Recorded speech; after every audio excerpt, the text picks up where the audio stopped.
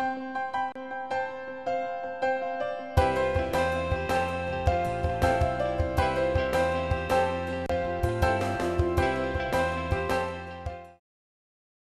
goes back to the 1830s, so it's one of the oldest cemeteries in northern Kentucky. And it has an interesting history. It's tied to an old educational institution in Covington called the Western Baptist Theological Institute. And in the 1830s, a group of Baptist ministers living on the frontier, and they talk about this being the West, which is kind of interesting because we don't think of Kentucky as being the West, of course, anymore. But in the 1830s, it was considered the West. And so they got together to develop a seminary in the western part of the country that would educate Baptist ministers. And they decided that Cincinnati area would be a good place to do it. And they bought 350 acres. We're standing on part of that right now, south of Covington. In 1835, Covington's population was 1,000. And this was considered the country. 6th Street was about as far south as Covington went at this time period. So this would have been very rural. There would have been no streets around it. The city has kind of built around the cemetery. The seminary, however, kind of got a late start. The first building wasn't dedicated until 1845.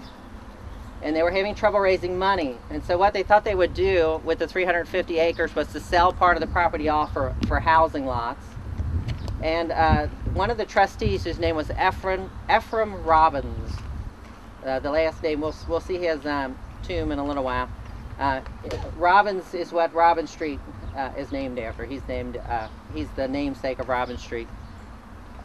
He got the idea of starting a cemetery because there was no cemetery in Covington that was in good shape at that point.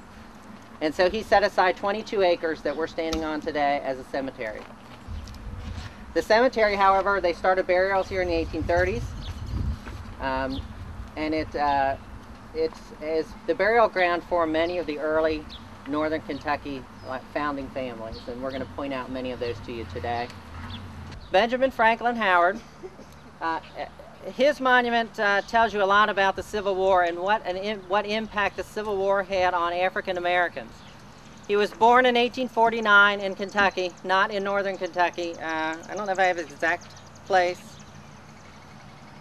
Just outside, well, actually just outside of Covington. So he was born before slavery, or he was born before the Civil War. So he was a slave at one time in his life. After the Civil War, of course, he earned his freedom.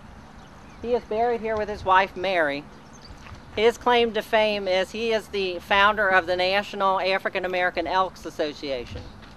So he's a Covington native. He and another gentleman who worked on the railroad. The gentleman who worked on the railroad was named, Arthur J. Riggs. And he was a porter on the railroad, so he would take care of people's needs on the railroad. And he ran across a gentleman who was an elk. And he asked if he could look at his brochure. He had the brochure that had the rules of the elks and their secret ceremonies. This was about the turn of the century. And the gentleman let him have it. So he brought it back to Covington to his good friend B.F. Howard, and they discussed about what they could do as far as forming an Elks Association for African Americans. And they decided they were going to go ahead and do it. They had the rule book in their hand. However, some white elks discovered that they had a copy of the manual. These are secret societies, and you weren't supposed to let the manual out of your hand to anybody else outside the organization. And so they start making threats against Riggs. They knew he was on a particular line, the Southern Railroad line from Cincinnati down to New Orleans. And so they were having elks along the route kind of intimidate him to get back that manual. In the meantime, however, they decided to start the Elks, and they wanted to charter in Kentucky. Kentucky would not give them a charter. So they had to charter in Ohio.